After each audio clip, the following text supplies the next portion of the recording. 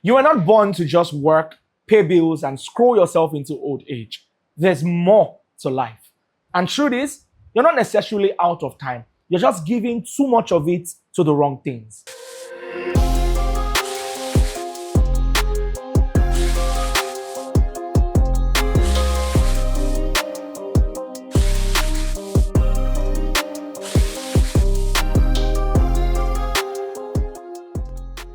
Hi there, and welcome to Mindscale. My name is Olushola. Today, I want to help you stop wasting your life. Now, let's be honest. Some of us aren't necessarily lazy. I would say we're just distracted, and consistently so. For example, according to Statista, the average person spends about 2 hours and 31 minutes daily on social media. It's a very damning statistic. If I were to extrapolate and create a meaning out of that for an entire year, it will mean that you spend an average of 38 days in a whole year made of 365 days scrolling. If I were to put that into a 70-year lifespan, it will add up to about 7 years and 4 months of your life spent mindlessly scrolling on social media. Oh, wait a minute. This is true because many of you actually don't spend time scrolling on social media looking for anything meaningful. It's just you trying to feed your eyes. And so the problem, once again, is not a lack of time. The problem is actually that we're distracted. It's not that we don't have time. There's a whole lot of it. It's just that we have trained our brains to find comfort in delay. And comfort, when you look at it, could be a dangerous drug because it makes you feel okay while your potential dies quietly in the background. And so once again, we're not born just to pay bills and scroll ourselves into old age. We are born to harness all the potential on our inside. It's very important. What exactly are you giving your time to? One of the key things you need to learn to take your life back is the concept of priority. Until you learn to prioritize the most important things in your life, anything else will just go. And so today I want to teach you something that will help you. I think it has helped transform not just my thinking, but also that of many other people. It's a tool. It's called the Eisenhower Matrix. It was actually coined by a man called Dwight Eisenhower. And this particular matrix is designed to expose how much of your life is currently being driven by urgency and not significance. I'll explain in a bit. According to Dwight Eisenhower, all the tasks in our life can be broken down into 4 different parts. It's like a quadrant. He believes that the first kind of tasks are the tasks that are very urgent and important. Now, these tasks are urgent and important, and this kind of task can be tasks that are very vital aspects of our work on a day-to-day basis. According to Eisenhower, this task must be done now. So think about it. What are the tasks in my life that are urgent and important? It could be going to work or going to school and submitting a particular term paper immediately. Because if you do not, the consequences might be very grave for you. So such tasks must be done immediately because they are important and then they are urgent. Now, according to Eisenhower, the next kind of tasks are tasks that are not urgent but important. You know those tasks on your day. Maybe, for example, you have an assignment that was given to you, and maybe the turnaround time for those assignments could be in a month's time.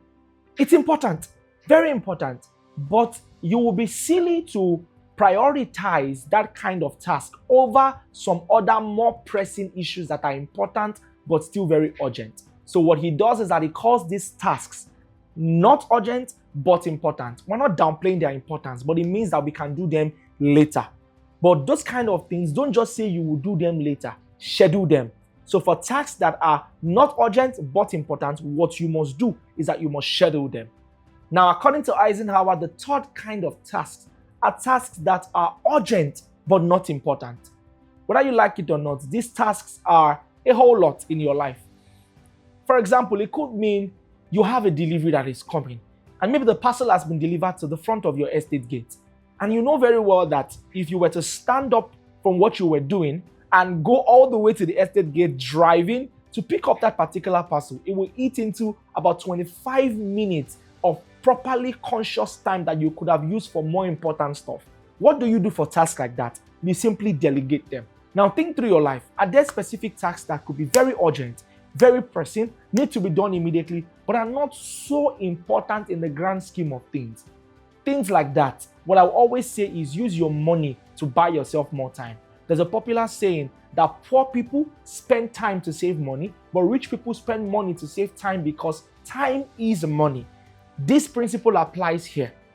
Are there things in your life that it could be errands, it could be things that you know if you had somebody else do for you, it would free up more time for you to be able to do more productive things. I would advise that you do and apply this principle in your life. Whatever is very urgent, but not necessarily important to you, think about it and delegate it. Ask someone else to do it. It could be an administrative duty. Get an administrative assistant to maybe lighten your burden and take some load off your neck. And according to him, the next part of the quadrant, which is the final, are tasks that are not important and not urgent. Whew! These are things you can do without. These are things that if you do not do, it has no significance and absolutely no consequence to your life. Hello? This could mean scrolling on social media mindlessly. Now, this is not a campaign against social media. It's actually a campaign for productivity. I'm not saying don't have fun. I'm not saying, I believe you should schedule fun, by the way. I'm not saying don't chill around. I'm not saying don't rest. I'm simply saying, how much time are you putting into some of these insignificant things in your life, like scrolling on social media and just having some small talk with somebody who is not necessarily adding to your life? So Eisenhower is saying, eliminate it. Anything in your life that is not urgent and not important, eliminate it. If you think social media is important because you want to keep abreast of happenings in society, no problem, you can schedule it. However, whatever is not important and what is not urgent, eliminate them from your life. You can do without them. You need to take control of your life and hold your life at the scruff of the neck before you begin to see significance and productivity and improvement in your day-to-day. And so this matrix exposes how much of your life, for example, is consumed by urgency and not significance. And if you don't consciously prioritize what matters, you'll spend your entire life reacting to what shouts the loudest. Scrolling isn't the problem. Distraction isn't the root issue. The real problem many times is even the absence of clarity in your life. There's a quote by Cal Newport, the author of Deep Work. It goes that clarity about what matters provides clarity about what does not. And so this matrix is very important because it lets us know what is of utmost priority in our lives and therefore trickles down to letting us know what is not of utmost priority in our life and telling us to do away with what is of little significance, no matter how urgent it is. Look here, your life is moving and really fast and time is going. But the question is not if your life is moving. The question is, in what direction is it going? See, time is the only currency you spend and never get back. You don't get a refund on your time.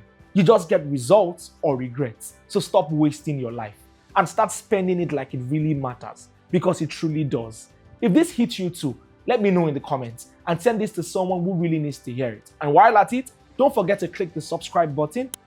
And also don't forget to turn on post notifications so you'll be the first person to know when next I drop something life-changing and life-transforming. Thank you so much for being a part of this. And don't forget to subscribe and tell a friend that they need to be a part of this. Yes, click the share button and tell as many people as possible. Till the next video, I'll see you later. It's been Mindscale.